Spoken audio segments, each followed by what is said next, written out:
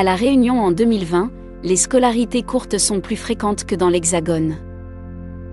C'est à 18 ans, à la sortie du lycée, que les écarts de scolarisation avec l'Hexagone se creusent fortement.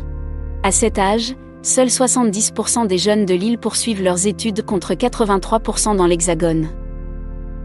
Sur l'île, ces scolarités courtes sont à peine moins fréquentes qu'il y a 10 ans. En 2020, 20% des jeunes terminent leur scolarité entre 14 et 20 ans, contre 22% en 2010. Toutefois, les sorties sans diplôme sont en nette diminution à La Réunion. En 2010, 13% des jeunes de 14 à 20 ans quittaient le système scolaire avec au maximum le brevet des collèges, contre 8% en 2020. Sur l'île, 3100 mineurs déclarent ne plus être inscrits dans un établissement d'enseignement en 2020. Leur environnement familial est souvent moins favorable à la poursuite des études.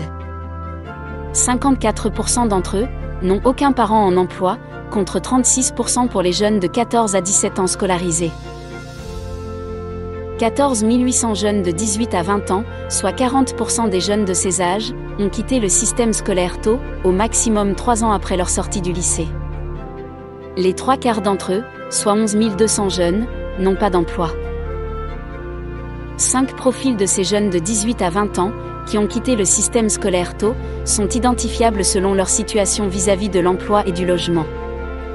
Le premier groupe est constitué de 3100 jeunes sans emploi, sans logement indépendant et sans diplôme, en grave difficulté d'insertion. Le deuxième groupe rassemble 6400 jeunes, principalement diplômés d'un CAP-BEP ou d'un bac, qui ont du mal à s'insérer sur le marché du travail.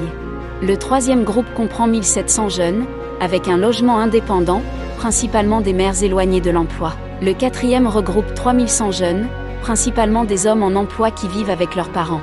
Et enfin, un cinquième groupe qui rassemble 600 jeunes en emploi, disposant d'un logement indépendant.